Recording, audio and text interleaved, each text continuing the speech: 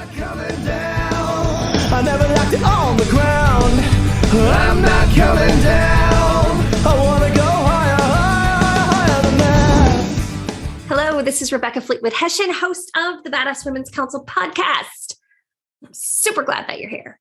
Today, we have on the show one of my bestest friends, Mrs. Courtney Warren, otherwise known as Courtney Simkus, for those of you Indianapolis peeps. And Courtney and I discuss living with intention, living with the chaos that comes with growth, and my new summer experience that Courtney jumped into called Your Best Summer Ever. And it's just a fun little chat. And I think you're going to love it too. Here we go. Courtney Warren, how are you? I'm so good. So good. You always are so good. How are you? I'm so good as well. And friend of the show, been a guest before, but you have a new last name now. I do. For our longtime listeners, Courtney, previously known as Simkus. The artist formerly known as Simkus. Yeah. Now Mrs. Warren, if you're following along on TikTok or someplace else. It's always fun to hang out with you. I mean, we're friends. Yeah. We hang out a lot, which is why this podcast has come to be, because of a conversation we were having over some cocktails the other night. As we do. As we do. We were celebrating. You've got a lot of amazing things in your life, but because you have a lot of amazing things in your life, including a ton of changes and transitions, you could, in fact, be overwhelmed by all the goodness in your life. Yes. It's been a bit of a busy year, 15 months, and it's not slowing down. So absolutely. Well, that's what growth is, not slowing down. That's right. We don't do that well. But for those who maybe are just joining into your life story, tell us about the last year. Tell us about some of the changes. I mean, these aren't little changes. What's been going on for the last year? Yeah. So, it's been a bit of a whirlwind. So, I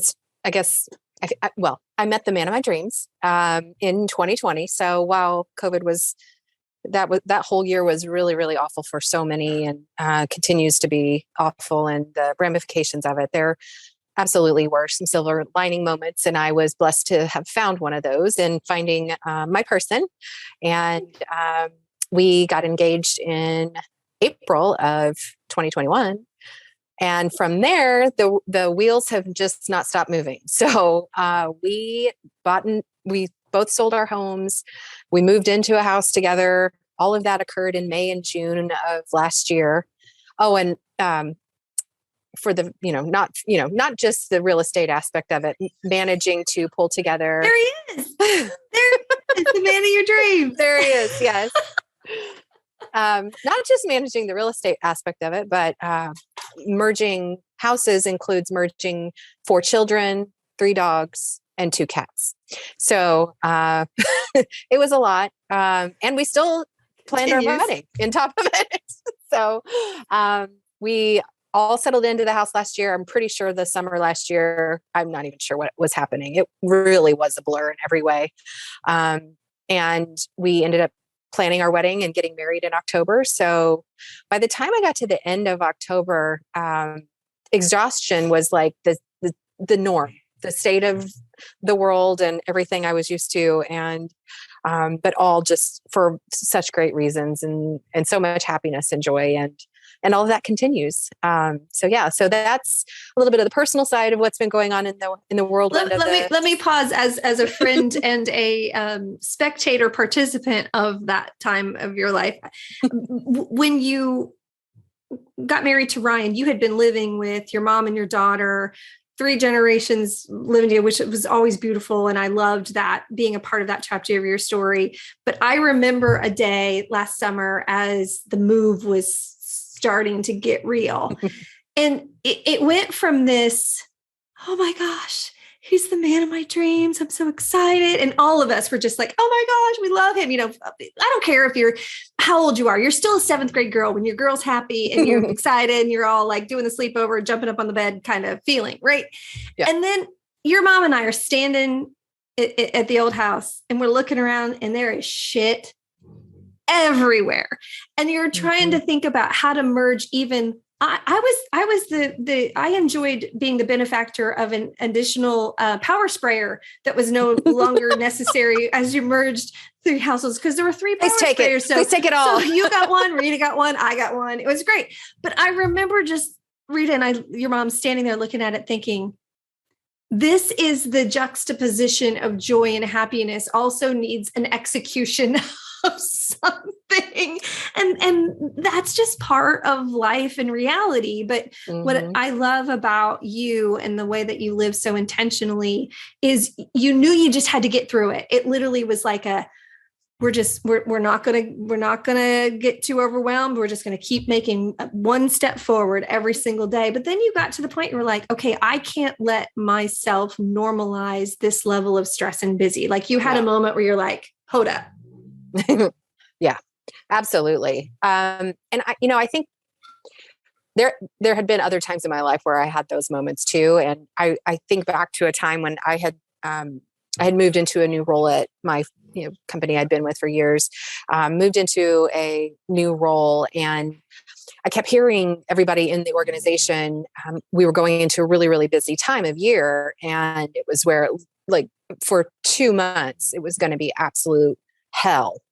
Just getting through, the day-to-day, the volume of work that had to be done, and the spirit and resolve of the team I was leading at the time. I'm just extraordinary. But I just kept hearing people talk about like dread of like, when this is over 2 months from now, when this is over 3 months from now, we get to the end of it, then life can start up again. And I had around that same time found this article. It was a Harvard Business Review, and it was talking about Nectar lists. And it just like hit me like a ton of bricks, because everybody knows about bucket lists and things you want to do before you die. But we don't really talk about like Nectar lists, like the things that bring you a ton of joy, like that you're really grateful for. And it's the day-to-day stuff. It's like, in the morning when I get to sit outside, I know you and I share this, like sitting outside, drinking coffee in the morning and listening to birds chirp and like being able to absorb nature. Like it is one of those, right.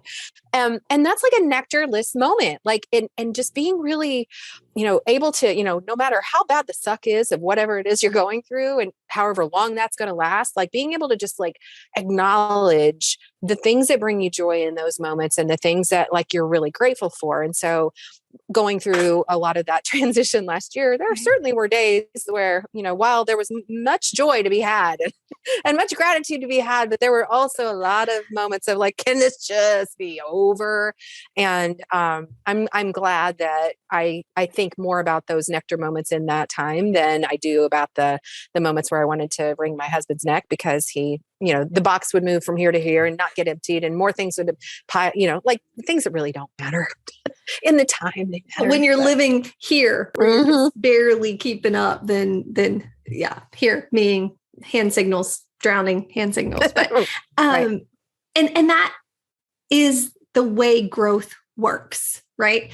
You very rarely have growth and enjoy a next level of this is so great without some pain and suck and discomfort, whether it's nature or us, whatever goes through that discomfort. So I love the Nectar list idea. What are other things on your Nectar list as examples for people to think about? Oh, I might want a Nectar list. What is it? Yeah. So, some of the things that have shown up for us, like we have, this summer, we have a couple of our boys have lacrosse tournaments, and, I'm not super outdoorsy. I'm also not a super sportsy kind of chick. For those of you that don't know me, those of you that do completely understand that. But I'm just not like outdoorsy for me is like sitting on a patio at 3:00 on a Friday, having a cocktail. Like that's outdoorsy for me. So, amen. But something that I really started cherishing and I'm really looking forward to this summer is sitting on the lacrosse fields and watching these boys play. Like the just absolute passion that they feel for the game, the fact that like just the way that people hype around it. Like I loved it last summer. I am so looking forward to that this summer. So those kinds of things can be, Nectar moments. Daily, we take our dogs for a walk around this big pond we have in our neighborhood. And I cherish just the time, just the serenity of that quiet time, just walking 3 crazy dogs around the neighborhood, trying to keep them from eating other dogs. But it's stuff like that it's like in the daily moment where you can, I had friends in that former role. We shared a lot of the Nectar list moments across our teams. And I remember people saying, just getting to take your kid outside when the sun was shining and push them on a swing, like that can be a Nectar moment. Going to your favorite summer concert this summer can be a Nectar moment. So they happen daily. They happen weekly. You can get to the end of a week and think back and go, gosh, what were some of those moments that I really just felt like in my jam? And you can have them in work too. And, I think it's just being really intentional about looking for them. Because otherwise the franticness of, we have 4 kids and managing all of their calendars and schedules this summer and like making sure we get people to where they need to be on time and picked up on time. Oh, and we both work full time. So like you could get obsessed about like, how are we logistically going to do that? Or like, where can we find the joy in it?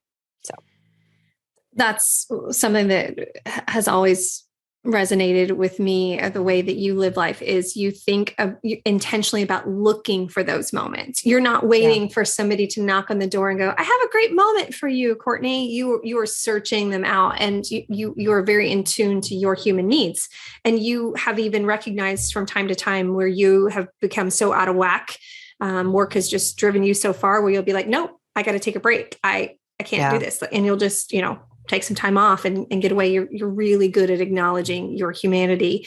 And because of that, you are great at connection. So when you know yourself so well, you have such greater empathy for the story of others. And so that's the thing that is so great about the way that you manage your career. You base it on connection more so than control. Of course, we need to control things in the business, but I find where people struggle, especially in the summer, where there's a shift in schedules and all the things, that those that enjoy it more see it about connection and opportunity for connection. And those that struggle and are frustrated and sometimes even hate it are those that are a bias towards, I got to control all the things.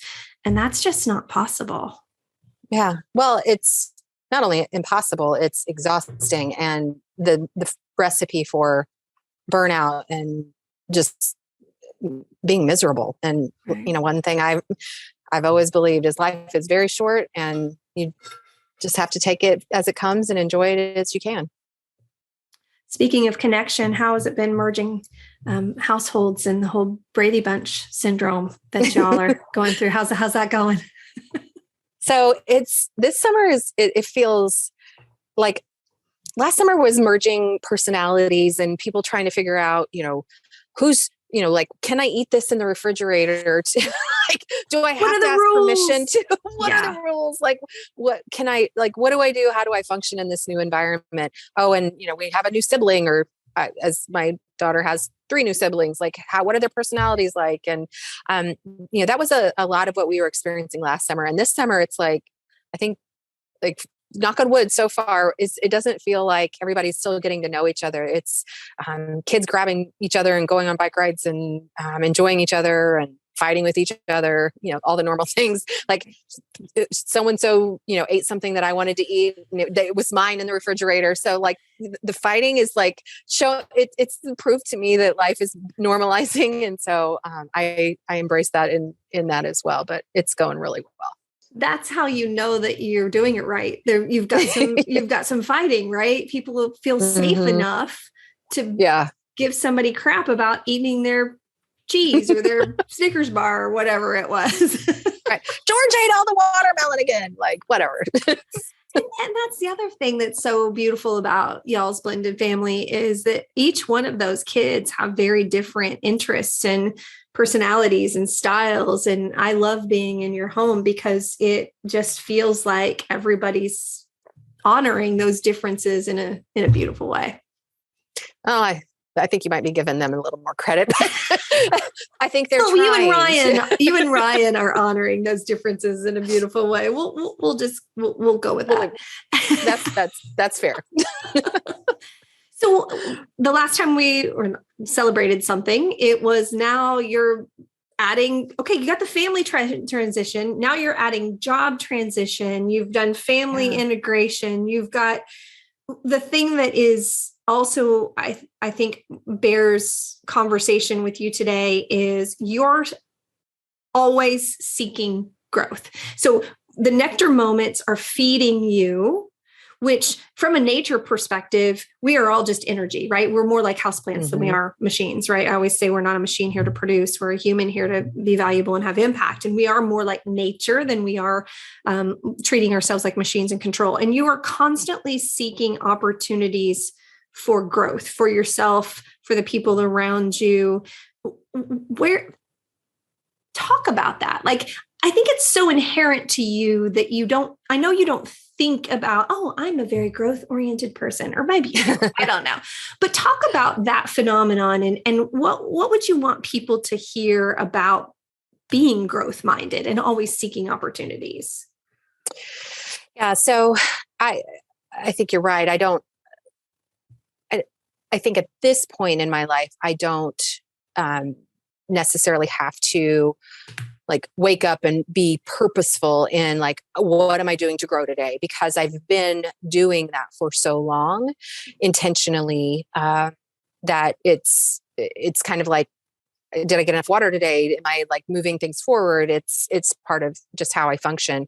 And I would say I was really lucky early in my career and in my life, even as a child, of just, having people seeing me more than I ever saw in myself, and people saying, there's really nothing you can't do, or that you can't accomplish. And also people that would share with me, like, you're never really done.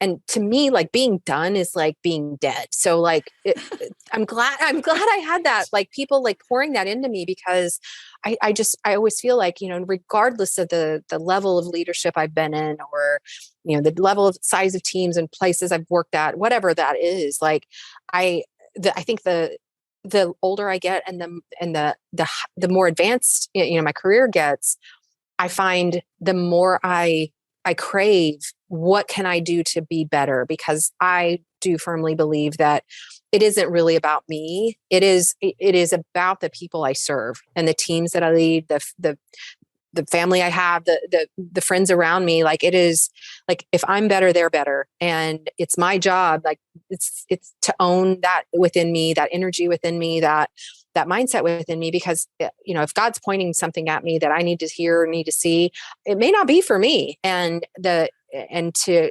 welcome and receive that information, so that, 2 weeks later, if something pops up with a friend of mine that's experiencing something, like I can draw on something quickly and like, hey, I don't know, I saw this thing and it didn't hit me, but maybe this is what you need to see or hear right now. And I'm really grateful for all the people early in my life and career that said, you're just continue to seek out knowledge and seek out your own development. And the further you get, don't ever be done. Like, done is dead. So done is dead. I love that. We'll hashtag that one. And I have had people say to me before, when there have been, opportunities like Rise and Thrive or something else that I'm doing, well, either I've already done the work, or my people have already done the work. And I always think, oh, that's so sad, because that means you've just decided to stop growing, really. So, but again, the thing that you've just illustrated, and you don't even realize you do it a lot of times, you gather information and resources and things. And it's like, you always have this like backpack full of connections and resources. And no matter what kind of casual conversation or work conversation, inevitably within that, you'll say, hey, either have you read this book, or maybe you should be introduced to this person, or I saw this thing.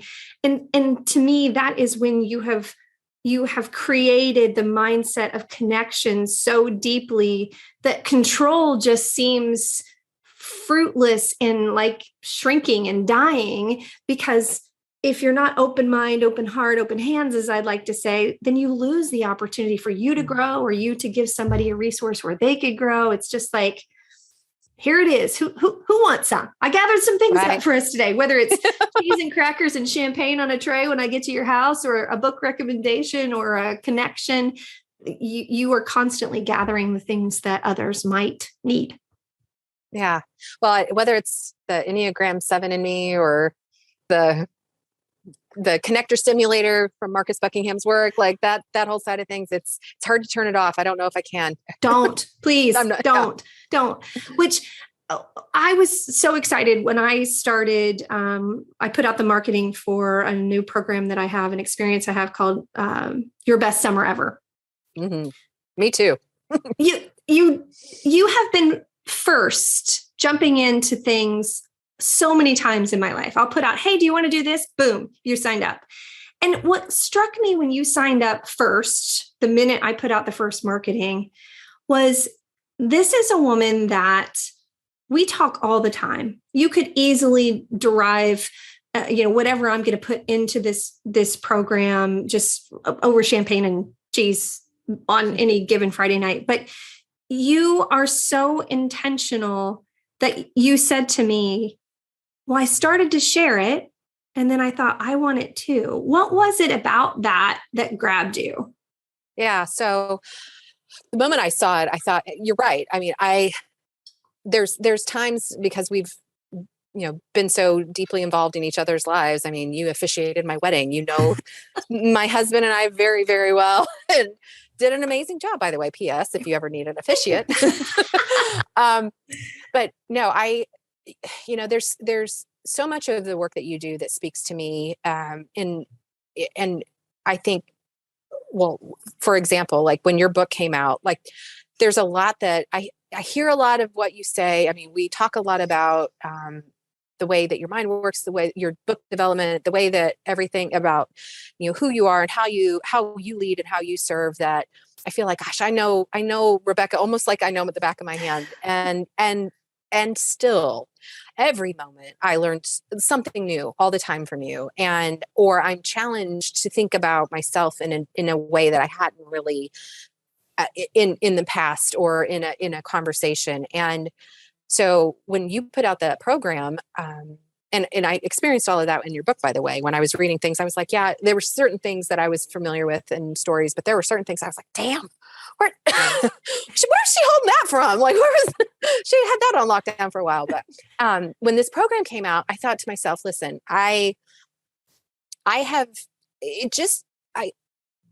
the one thing I've been feeling for a few months now, maybe a little bit longer than that, in the inertia of life and change that I had experienced last year. And, I'm actually, moving into a new opportunity back at ADP again, which I'm super excited about.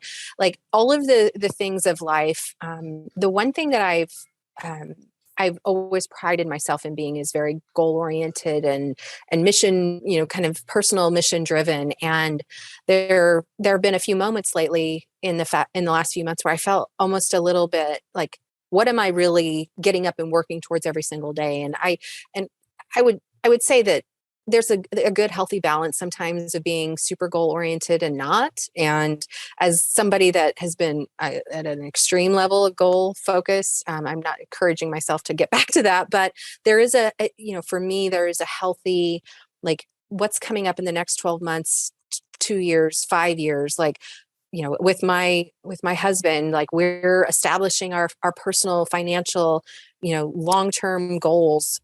And I saw what you are putting out with Your Best Summer Yet as a way for me to really get honed back into like, who am I? Like what, through all the life's events that have changed for me over the last 15, 18 months. And, this next season of my life, like, how can I really like dial that in to say, okay, it's not just about me and my daughter now. It's about like our lives together, our children's lives together, our future. And it's also about the immediate here and now. And if I'm not really careful, like we will get to school starting in August 15th before we even blink an eye.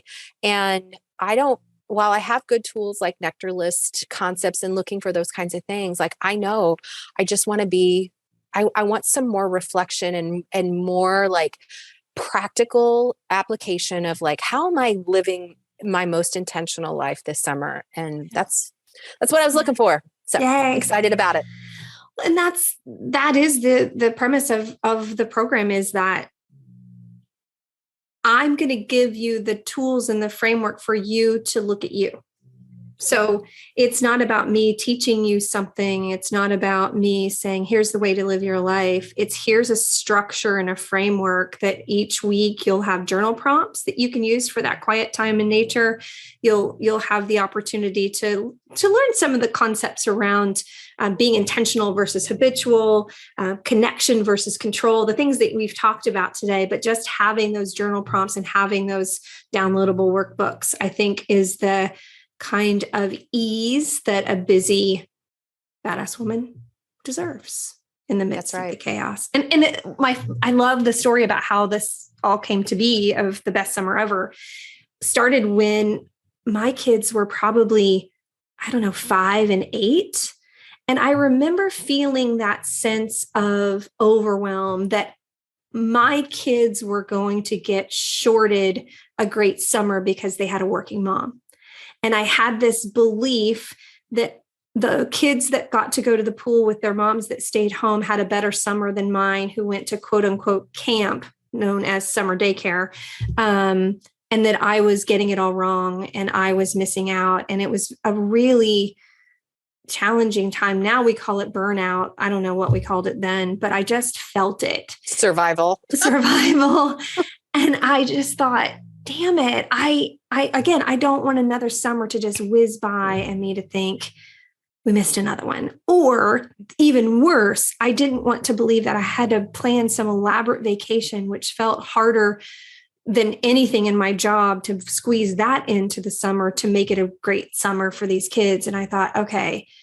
And just one day I said, okay, what would make this the best summer ever?